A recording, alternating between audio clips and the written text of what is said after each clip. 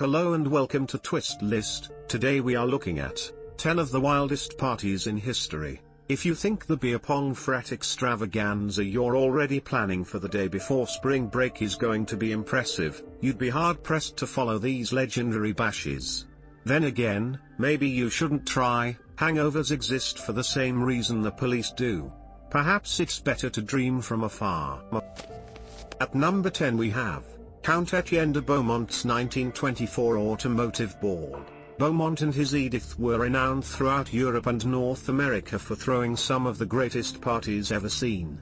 Their masquerade ball was celebrated at their mansion on Rue d'Europe in Paris every summer. Their 1924 party may not have been any more extravagant than their others, but it featured possibly the most outlandish theme. All guests had to dress up as a car. Photos of Sarah and Gerald Murphy, who were good friends of the Beaumonts, in their costumes are still around to this day. The food was lavish French cuisine, of course, with plenty of wine and champagne.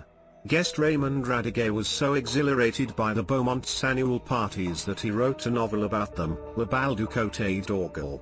Throughout the banquet, costumed performers would run in making automotive sounds and act out vignettes about various vehicles.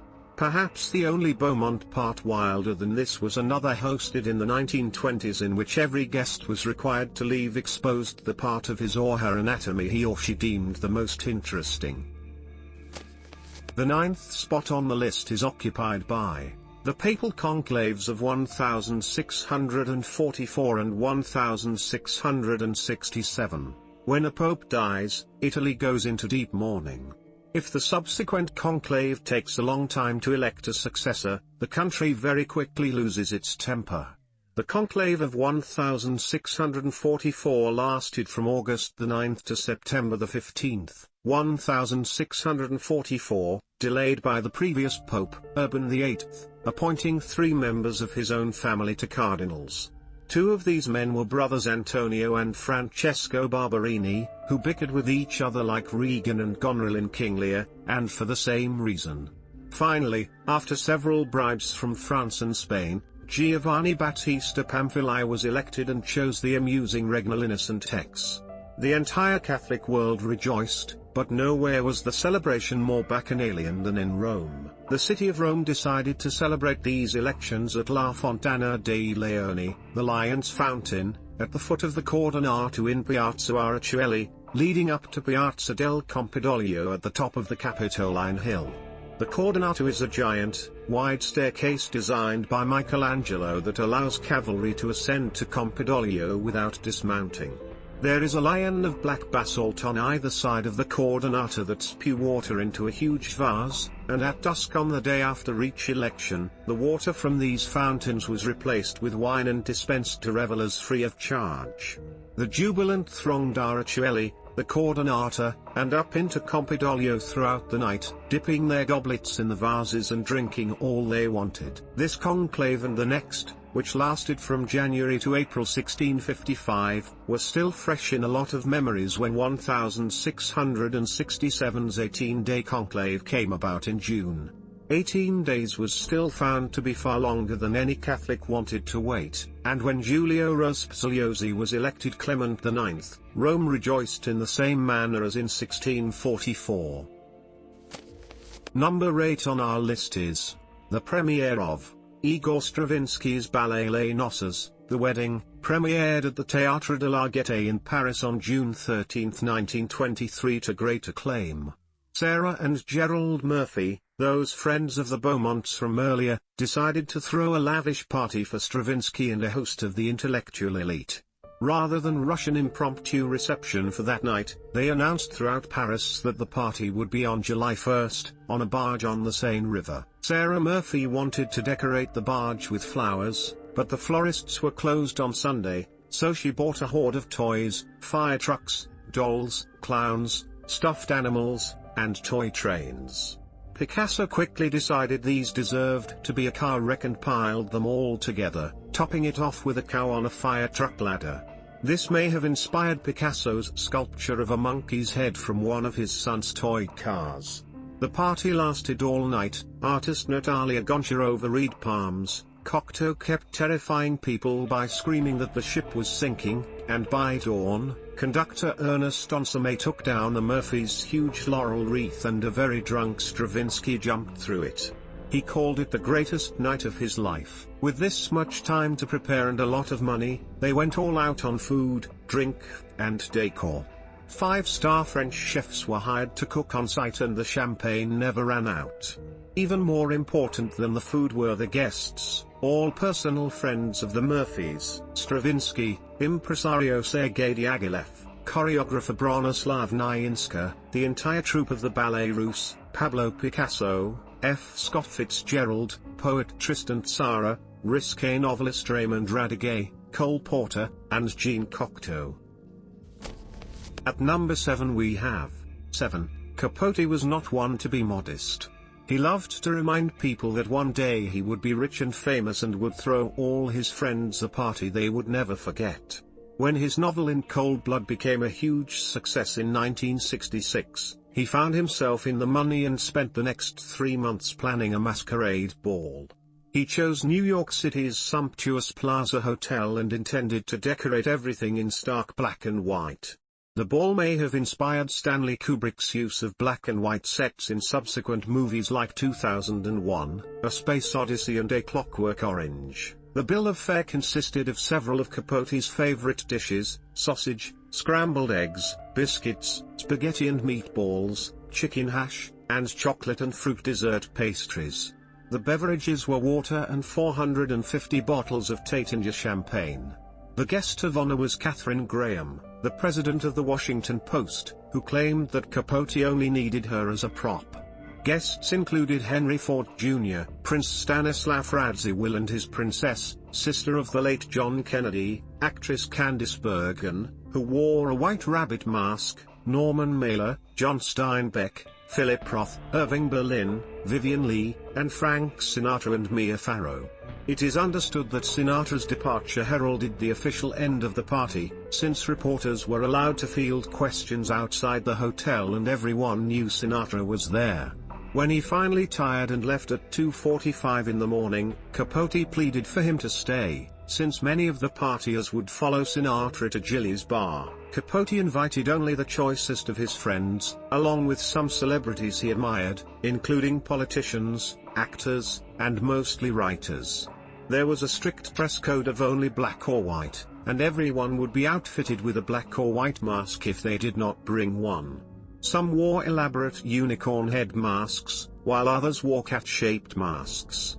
Capote countered the black and white decorum with shockingly crimson tablecloths, gold candelabras, and smilax vines with bright red berries. The party has been called the last great moment in New York City's social history. Number 6 on the list is 6. The Golden House was a luxury party Manor Nero had built for his and his guests' wanton prodigality, and he used it almost every day for 4 years. Scholars cannot yet agree on just how gigantic it was, but it covered at least 100 acres of the center of Rome, across the Palatine, Cælian, and Esquiline hills. Today, it is buried under subsequent development and currently being excavated. New rooms are discovered all the time, with original frescoes and architecture untouched since Nero's day. The main building included a giant dome and all the exterior walls were gold-plated. The interior walls and floors were stone overlaid with solid marble, trimmed with elephant ivory, and encrusted with diamonds, rubies, sapphires, and other precious stones. Nero commissioned a massive bronze statue to himself, the Colossus Neronis, which stood some 35 meters, 116 feet, tall and was placed just outside the main entrance, inside a covered portico at the end of the Appian Way. There were 300 rooms in the domus, and none of them were bedchambers. It was well known from history but had been condemned after Nero's suicide and filled in and over with dirt. The opulence Nero had built for it is beyond belief, and the Golden House was one of the primary reasons for the final revolt that drove him from Rome. The Roman people were starving while Nero merrily ignored them, entertaining his rich friends and political acquaintances. The domus may have covered 300 acres at its maximum, including an artificial lake, cattle pastures, and vast, manicured groves. These were the gardens through which Nero walked at night and hid Christians tied to stakes, smeared with wax, and set on fire to light his path. The building was used for one thing only: partying. Incense was kept burning strongly throughout, and the central dining room was set on stone balls that could rotate the whole room with guests dining in it, in time with the changing of the sky's color. Suetonius wrote that all the dining rooms had ceilings of fretted ivory, the panels of which could slide back and let a rain of flowers, or of perfume from hidden sprinklers, fall on his guests. The floors of the rooms were shaped in such a way that one room would capture the sunlight and the next would radiate it. There is very little information on any specific party that Nero threw in the Domus, but this is probably because there was a party every night. It is not overreaching to surmise that with feasts and alcohol came Roman sex orgies as well. The fifth spot on the list is occupied by 5. If for no other reason, you have to admire the Old Testament for how incredibly entertaining it is. Where else does God himself spoil the party? This feast occurred on the last night of Belshazzar's reign over Babylon and ended with the Persian and Median conquest of the Babylonian capital and Belshazzar's assassination in his sleep. The Book of Daniel is the only account of Belshazzar, but his existence has been corroborated in a few other texts or on artifacts. Belshazzar's bill of fare for his guests was copious, to say the least, and consisted of unleavened barley bread, watermelons, cantaloupe, called the Persian melon, dates, almonds, pecans, and poultry, mutton, pork, beef, fish, and probably locusts for meat. Garlic and onions were, and still are, plentiful in the area and were used for seasoning. The Babylonians did not drink much wine, since grapes were difficult to cultivate in that area, so they drank barley beer. Drinking from some foreign god's chalices was sure to make Belshazzar's guests feel like gods themselves. Then the hand of God showed up and ruined everything. Belshazzar's kingdom was taken that very night and he himself killed by Cyrus the Great of Persia, whom Daniel May named Darius the Mede. Belshazzar, like so many other absolute rulers, has no concern whatever for humility, and he wines and dines 1,000 of his lordly friends. Once the party has been going well and everyone is already drunk, he orders the gold and silver goblets and bowls of the Jewish Temple of Jerusalem to be brought in so his guests may drink beer from them. Why? For the same reason that people order the $25,000 sundae at Serendipity in New York City. It's fun to indulge ourselves to excess when we have the luxury. What better way to enjoy abundant wine than by drinking from 24-karat gold? These vessels were meant for sacraments in the temple, the glorification of the Hebrew God. They became Babylon's spoils after it conquered Jerusalem in 587 BC and razed Solomon's temple to the ground. Not only does gold look attractive and make us think the food will taste better, but it's fun to thumb the nose at the conquered. Number 4 on the list is 4. Poiret was the Lady Gaga of his day. He was a Parisian fashion designer who took France by storm with his modern dress designs when he eliminated the woman's need to wear a corset in order to enhance her figure. He emphasized drapery instead of tightly tailoring the clothing to woman.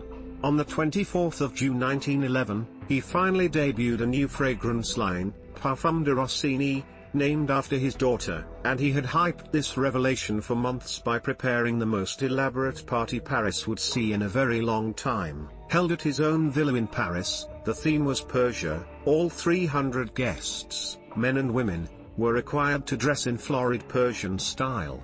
Think of Disney's Aladdin and you've got a very good idea of the costumes. Those who could not supply their own were given one free of charge, but those who would not conform were forced to leave. There were live tropical birds of every color, a feast fit for Belshazzar, complemented with red and white wine and champagne. Poiret greeted his guests wearing a fur-trimmed, ankle-length overdress and bejeweled turban. Poiret decorated his house like a sultan's harem, with palm trees, huge tents housing the food, and lots of gold, Poiret's favorite color, everywhere. Poiret's wife Denise basked on an overstuffed divan inside a gold cage, where she laughed riotously now and then at the patrons. At the third place we have 3. This was not merely a party. It was a rampage of hubristic debauchery of an intensity and scale that has not been seen since in the history of our species: murder, rape, unbridled drunkenness, and the looting of the entire city, culminating in Alexander's personal and maniacally inebriated order to torch the royal palace, or it might simply have been the result of an atmosphere of alcoholic excess. It might have seemed to Alexander just a fun thing to do at the time. The Persian populace in the city had been thoroughly subjugated following the battle at the Persian Gate. There, the Persians blocked Alexander's invasion in a very narrow mountain pass, just as Leonidas at Thermopylae. Greek losses were heavy. This had not been another easy victory for history's greatest general, and his men now saw the Persians as playthings. Even though Persepolis surrendered and obeyed Alexander, he finally gave his men leave to butcher the Persian men, gang rape and enslave the women, and ransack all buildings for Persepolis's hoard of gold and gems that May. In September 480 BC, a few weeks after Leonidas and his brave 300, and about 7,000 others, died holding off Xerxes' army of some 200,000, the victorious Persians marched on Athens and found it undefended and deserted. Athens then burned to the ground, and scholars will never agree on why. It may have been an accident when the Greeks were evacuating, or the Greeks may have done it themselves to deprive the Persians of supplies, or Xerxes may have done it in a rage. Greek propaganda persisted for a long time that Xerxes burned Athens down deliberately. By Alexander's time, the Greeks wanted revenge, and Alexander may have knowingly given the order to burn down the palace out of a desire to placate his army of about 15,000. They were far from home and had been gone for 5 years, and he was always mindful of an atmosphere of mutiny. Finally, Alexander ordered the central citadel, at the core of which stood Darius's palace, razed to the ground. Much of it was stone, but enough of its foundation was wood for it to collapse. The only thing left standing of the palace and reception galleries where Darius entertained thousands of guests at a time were about 40 stone pillars, still there today. At the second spot is, 2. In the annals of merriment, no soiree was more convivial than the extravaganza Emperor Nicholas II and Empress Alexandra threw for their noble friends to celebrate being wealthy. At the time, the majority of the Russian people were starving and freezing to death throughout the country, and the ball was a major contributor to the revolution 14 years later. It was held in the monarch's official residence, the Winter Palace in St. Petersburg, and the theme was the 17th century. Everyone was required to dress in the flamboyantly opulent costumes of Europe in the 1600s. Some dressed as Russian, German, and French kings and queens, and others as musketeers, complete with real rapiers. The centerpiece of the first night's festivities was a concert in the Hermitage Theatre inside the palace, during which Mussorgsky's Boris Godunov was performed with Fyodor Shaliapin himself in the lead, followed by Minkus's La Bayadera and Tchaikovsky's Swan Lake. The guests were then treated to a Russian dance and a dinner so large it had to be held in 3 rooms, the Italian, Spanish, and Flemish rooms, where the food served corresponded to their respective cultures. Several bars throughout the palace served liquor, and tea and wine were present on every table. The court orchestra played Baroque music from all over Europe from behind a golden fence. Formal photographs were taken, and this was the last time all the nobility of Russia was present for them. Diamonds, precious stones, and priceless artifacts of the time period were brought from the Kremlin solely for the partygoers to enjoy wearing them. Nicholas and his wife dressed as Tsar Alexis I and Tsaritsa Maria Miloslavskaya. It is difficult to imagine the amount of luxury Nicholas could heap on his more than 200 guests when we consider that he was said to be worth a nominal $20 billion when he took the throne in 1894, but many sources claim a modern estimate of $290 to $300 billion in today's US dollars. Nicholas was, more or less, worth Russia until the Russians got sick of what they viewed as his let-them-eat-cake attitude. 2 nights later, the ball was celebrated again just as lavishly. Everyone feasted and danced until 1 a.m., when the Empress judged a costume contest. Russia has not seen this degree of splendor since. And finally, at number 1. Every year on the first Sunday of October since 1924, the city of Marino, Italy has celebrated the arrival of Marcantonio Colonna, the admiral who defeated the Ottoman Armada in the Gulf of Corinth in 1571. Some 400 of the Marino townsfolk dress in the Renaissance garb of Colonna's sailors. There is a jousting tournament, and every balcony, doorway, and terrace is strung with flower garlands. All the fountains are bedecked with vines of ripe grapes, and you may eat as many of them as you like. If you want an actual meal, you need only browse the town and sample as you please. It's all free. A week later, on the second Sunday, they celebrate their annual donut festival. The donuts are a local delicacy, ciambello al mosto, which are baked buns with raisins, rolled in sugar and must or pressed wine skins. The festival lasts from dawn to well into the dark of the next morning, but the highlight of the party comes at dusk.